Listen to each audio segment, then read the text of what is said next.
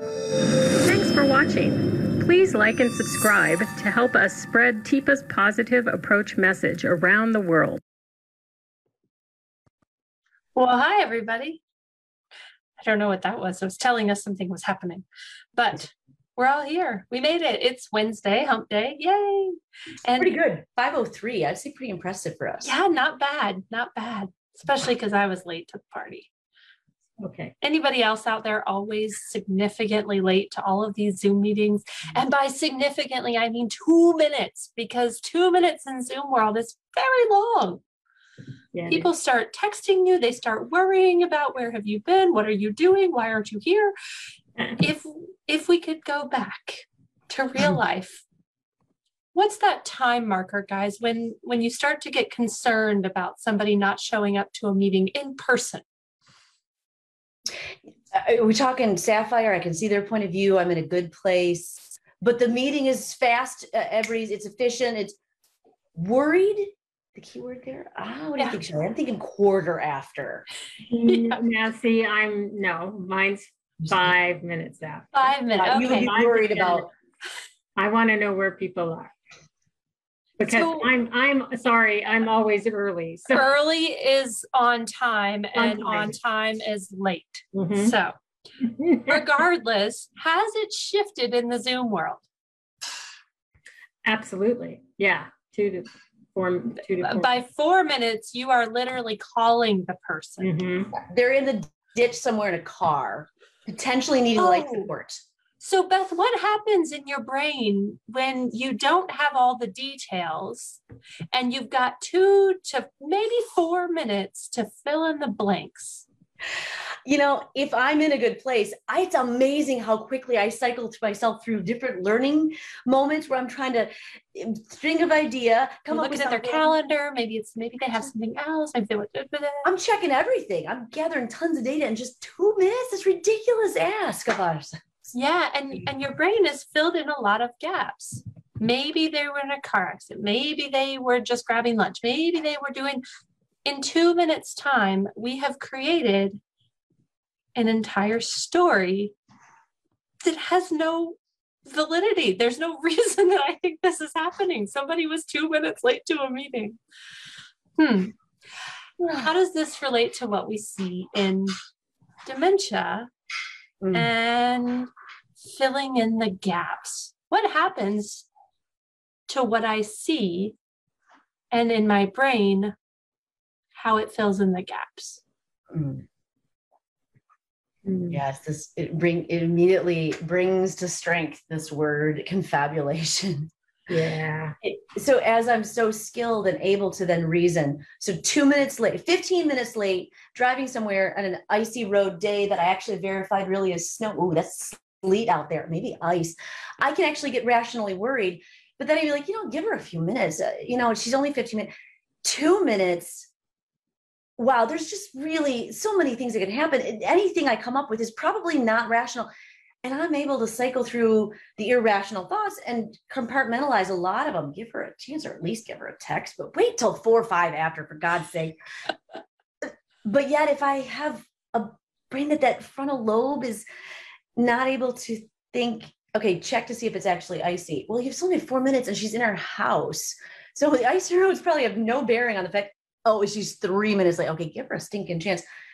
I can't do that in dementia. I'm going to. Yeah. And so what kind of confrontations do we start to hear if I went to the bathroom? I went out to the store and I came back. I went shopping, grocery shopping, and bringing groceries in the front door. Or I walked out to the backyard, came around the side of the house and forgot something, just popped in the front door to grab it. Oh. How many stories might be created, and what does this sound like? Where the hell have you been?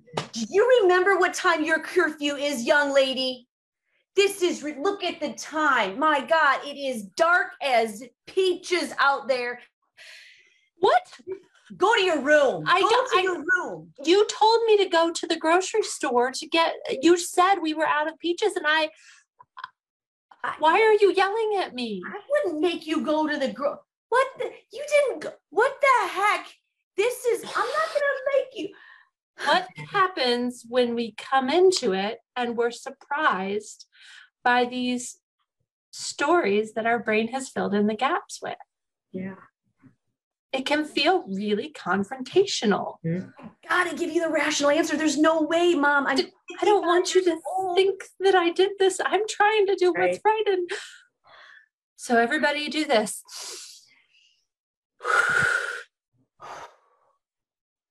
I'm going to show us a little video of a few different confabulation stories that happen in a very short window of time, so that we can be thinking about, gosh, what do we do when we're confronted with these stories that to us don't make a lot of sense? And rather than going there, what can we do? So let's take a look. Okay. Where's your favorite place? Now, Verlene has just finished a perfectly reasonable, on-target conversation with Melanie. But it's our second day of shooting, and she knows the crew, but she doesn't know how. So she confabulates her relationship with our unmarried sound man. Listen. They're a nice group, aren't they? They're hard workers. How's your little fellow? Yeah. Tell your wife I said hello. Okay. I told her that I had met you.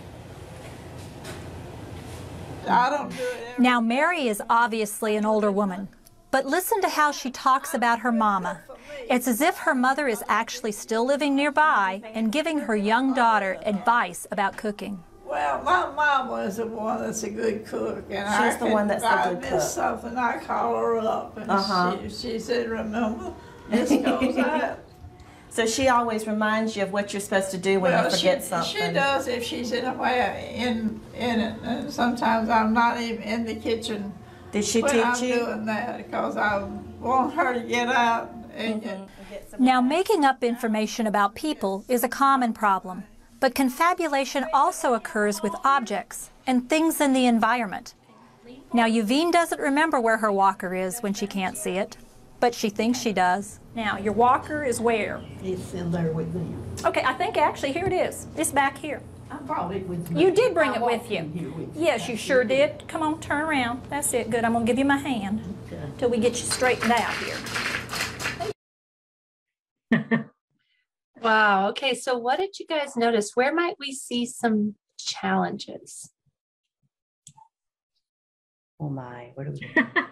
Well, I mean, in all of those, they were all realistic stories.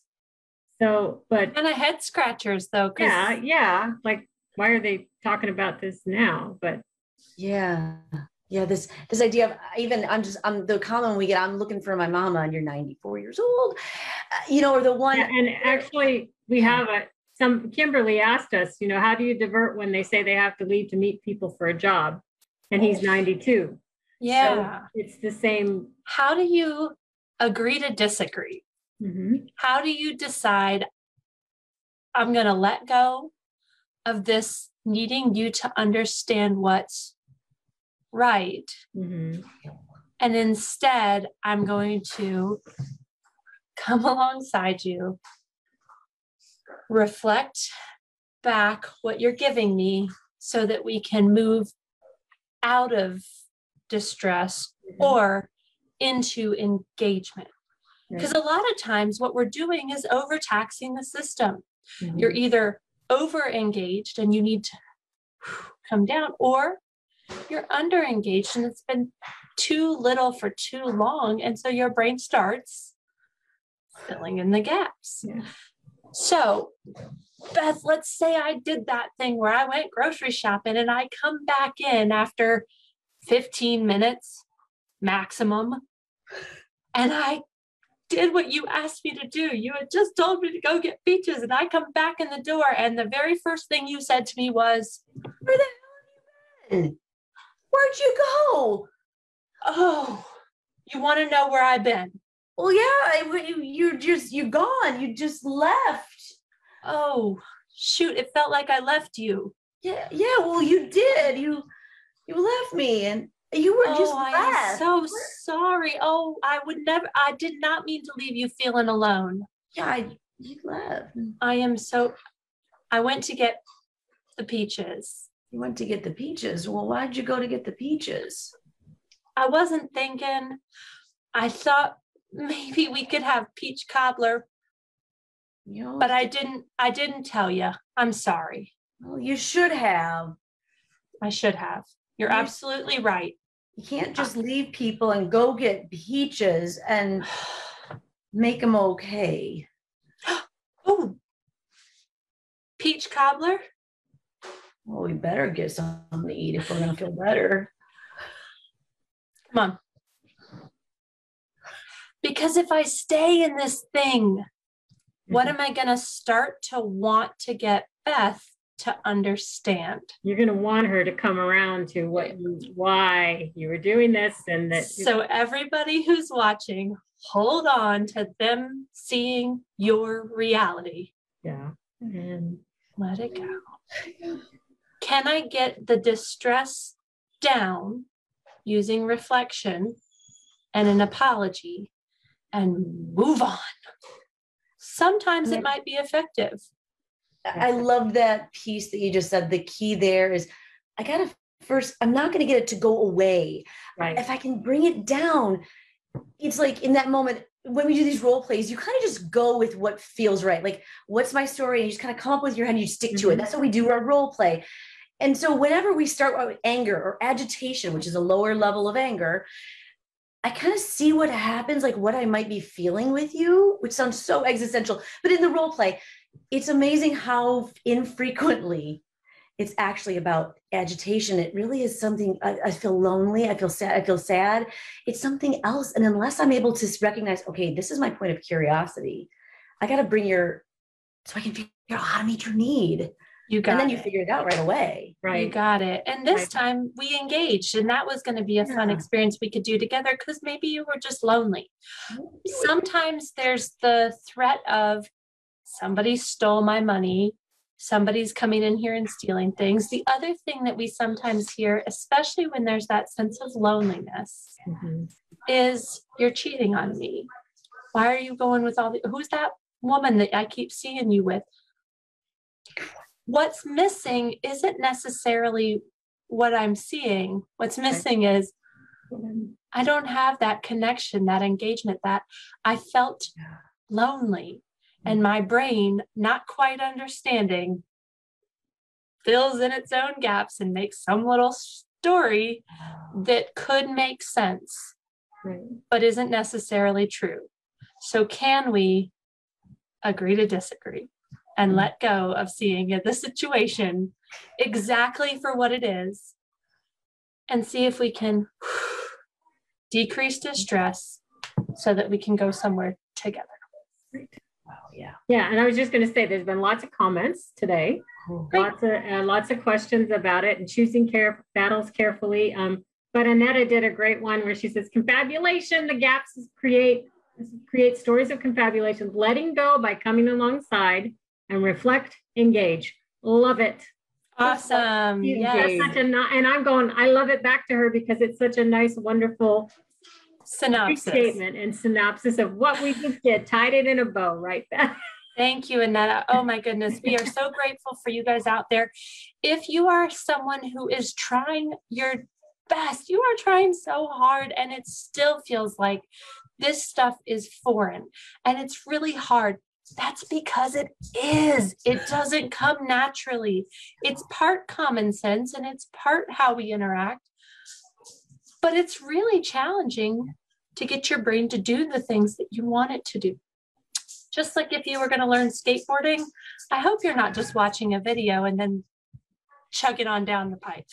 So if you are interested in trying some of this stuff out with support, our Care Partner Support Series is for families and friends and people living with dementia who trying to figure out how to truly understand what this journey is going to be so that we can partner in it.